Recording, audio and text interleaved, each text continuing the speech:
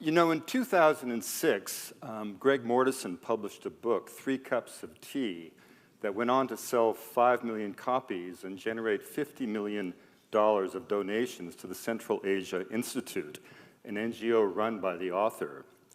And the mission of the Institute was to build schools in Afghanistan, and its core conviction was that terrorism could be defeated if only we could educate children, particularly girls, and sort of get them out of the clutches of Islamic fundamentalists. Now, the American military loved this so much that every single soldier dispatched to Afghanistan got a free copy of the book. The book kind of reaffirmed America's faith in the inherent simplicity of the world. And then things began to unravel. It turned out that the book was more fiction than fact, including his account of being kidnapped by the Taliban.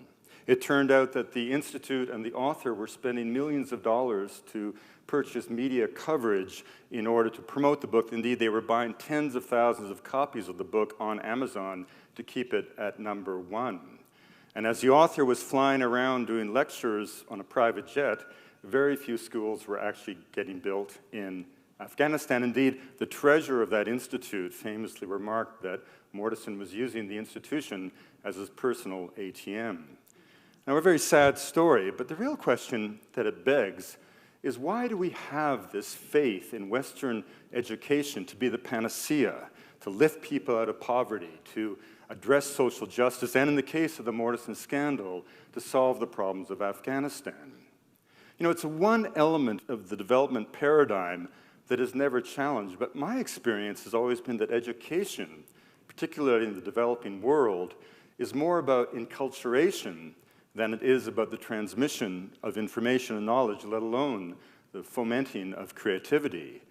And this certainly was the role of education on the coast of British Columbia during the colonial era. You know, Justice St. Clair famously says that there are only 3 things in life to know about. Who am I? Where do I come from? And where am I going? And he said that when the missionaries arrived, they essentially said to the First Nations of the coast that all of your answers for all of those questions, for all of your history, have been wrong.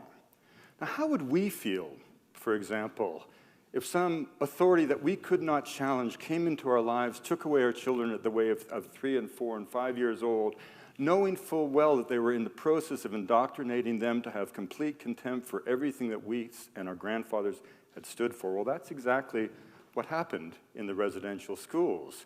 But there are 2 important things to remember about it. These institutions were created with the best of intentions by people whose concern for the well-being of Indigenous people in the wake of the conquest was matched in its intensity only by their ignorance of Native American life. Secondly, we forget that these residential schools were still functioning as late as the 1970s. And even more importantly, the essential pedagogy continues to be the pedagogy of this Western curriculum that is imposed on peoples throughout the world.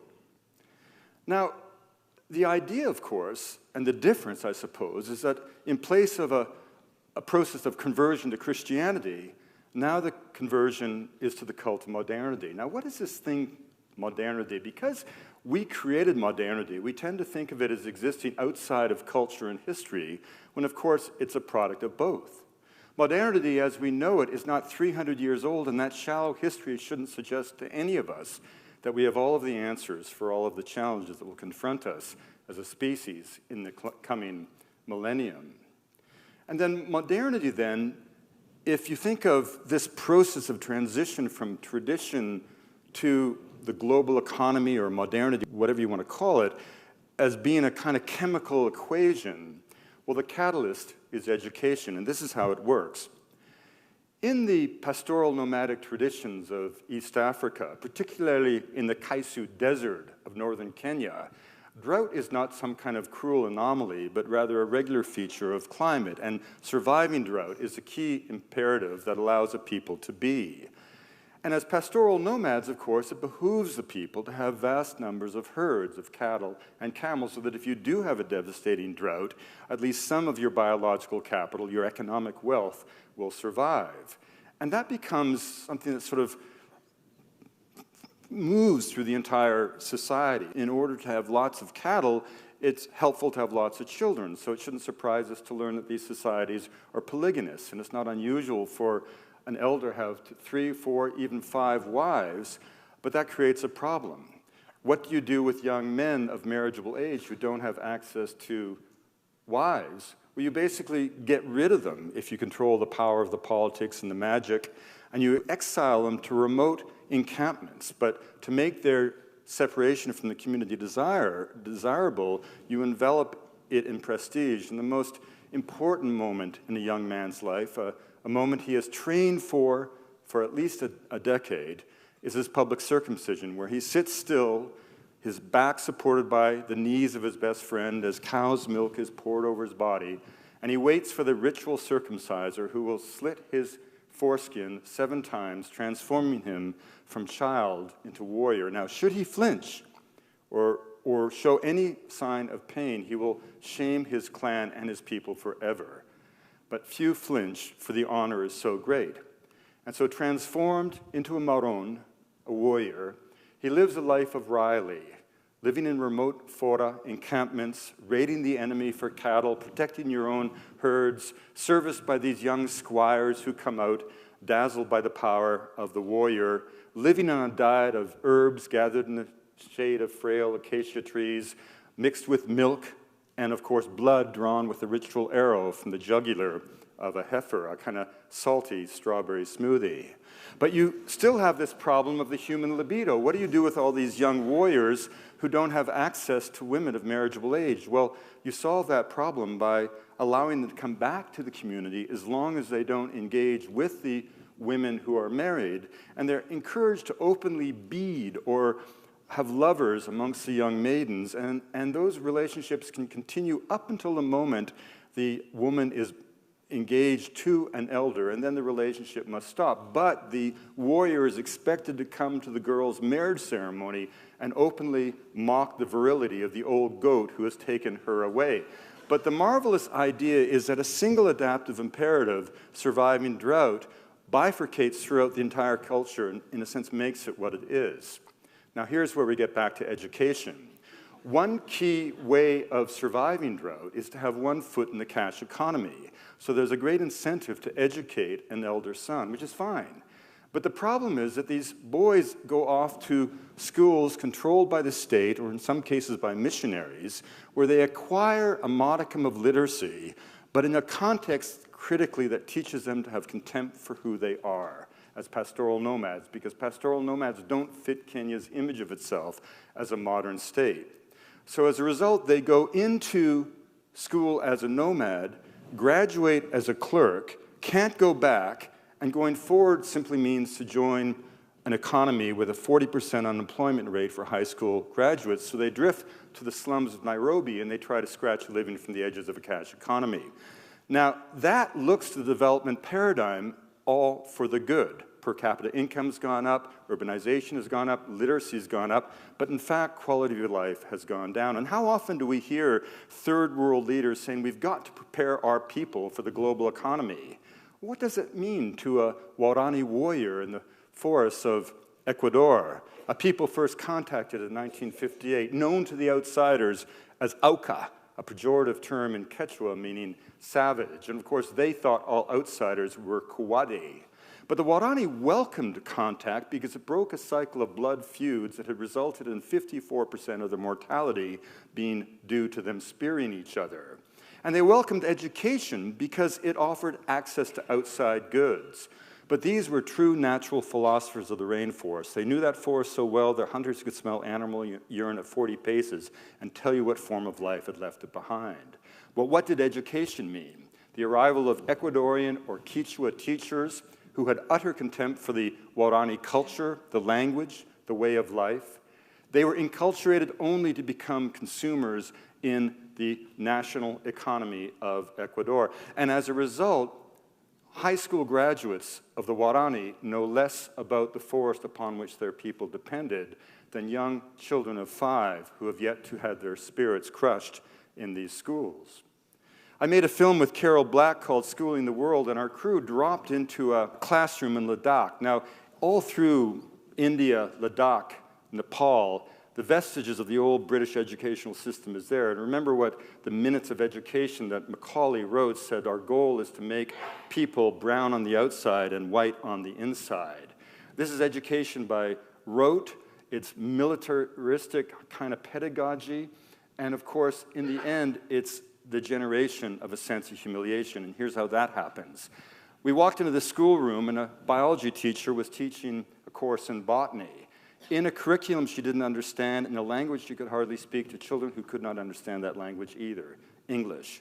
But these students are not allowed to speak their native languages, just like the people up and down the coast here were forbidden to speak their native tongue. So she's saying to the people, xerophytic plants. Now, a xerophytic plant is simply a plant that grows in a dry habitat. But she didn't quite understand the concept, so she's saying, xerophytic plant, bad plant, grows bad places, Ladakh, xerophytic plants, lots of plants, Ladakh, bad places. And so the message these students are getting is that Ladakh is somehow an inferior place, where you look out the window of the school and you see this stunningly beautiful flora, and you know that the grandparents of every one of those kids knows that flora with the perspicacity of a Harvard-trained botanist. And yet, they are seen and taught to be ashamed of who they are. And another part of this, of course, is two classic myths. We promote Western education around the world as if it's landing in a void, as if peoples throughout the world did not educate their children. Well, of course they did, in complex, sophisticated ways, whether it was a 2,500 years of empirical observation as to the nature of mind in Tibetan Buddhism, the nocturnal studies of the elder brother who literally believed that their prayers maintain the cosmic balance of the world, textile traditions in Peru, throughout the South Pacific, So the other great myth is that somehow education lifts people out of poverty. On the contrary, the process of globalization cements people into poverty.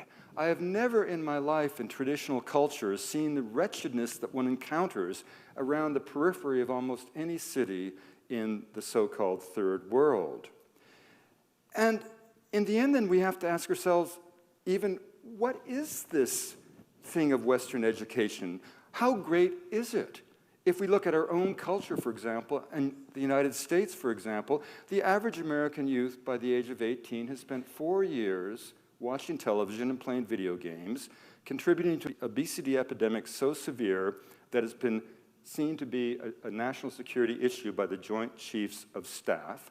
In the cities as diverse as Dallas, Atlanta, New Orleans, Los Angeles, Chicago, Detroit, New York, less than 50% of high school students manage to graduate. 16 million American high school students suffer from clinical depression. 1.6 million are on more than 2 antipsychotic drugs. 120,000 have tried to commit suicide in the last 12 months.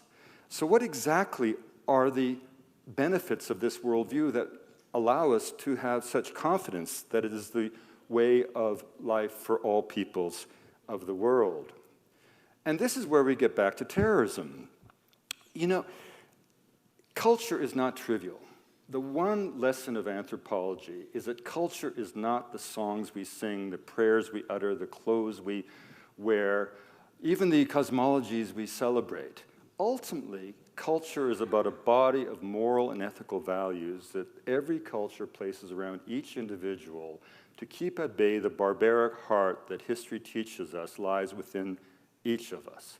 It's culture that allows us to make sense out of sensation, to find order and meaning in the universe, to do what Lincoln said, always seek the better angels of our nature. And if you want to know what happens when culture is lost, when people, through volition or coercion, turn their backs on the constraints of tradition, often because they aspire to a world of affluence in which they will never find a place.